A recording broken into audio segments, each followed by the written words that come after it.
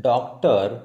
L.P. Mishra submits that the said report was prepared without the participation of the petitioner company and without giving any opportunity to give a reply to the allegation that now from the basis of the passing of the impugned order. He further submits that the calculation as reflected in the impugned order communication dated 25th July 2016, particularly in clause 9 thereof about the act of the petitioner company being involved in overdrawing with a criminal intent of duplication was never intimated to the petitioner to explain the same, and even otherwise the entire calculation is erroneous. Hence, the conclusion drawn being patently incorrect, the action is arbitrary. Dr. Mishra then urged that there was ample material on record to demonstrate that the entire delay had been caused on account of the unavailability of the environmental clearance that was the obligation of the State Highways Authority and which admittedly took more than a year to communicate. The opposite delay in the execution of the project and otherwise all the hindrances were totally attributable to the respondent number 2 that have been completely ignored while passing the impugned order, and therefore the decision making process is clearly vitiated, being arbitrary and whimsical. He has further submitted that these facts about the breach on the part of the respondent number 2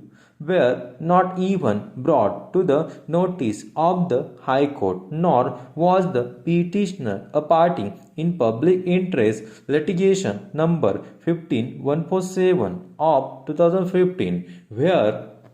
directions were issued for completion of the project wide judgment dated 21st April 2015.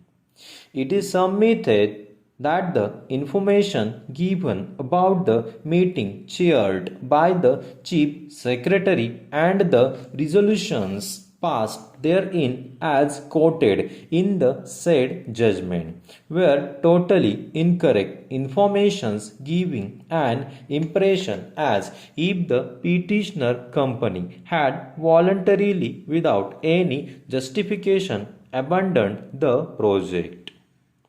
It is therefore urged that taking shelter by the respondent number 2 of the opposite judgment is totally unjustified, and in such circumstances,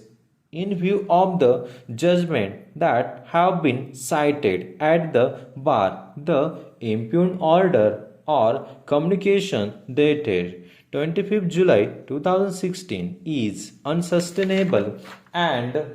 deserve to be quashed.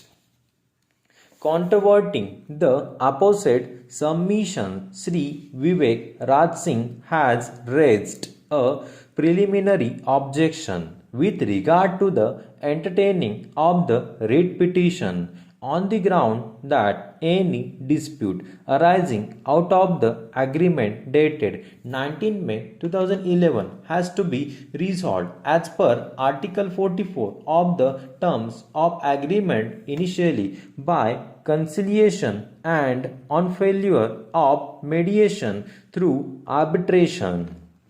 He further submits that so far as the delay part at the initial stage of environmental clearance is concerned, the same was suitably comprehended by providing more time to the petitioner company through a revised memorandum of time schedule, and therefore no prejudice was caused on account of any such delay in obtaining environmental clearance. He further submitted that, as a matter of fact, the petitioner company voluntarily abandoned the project as a result whereof the entire project was put in jeopardy that gave rise to the filing of a PIL and then consequential action by the State Highways Authority. Para.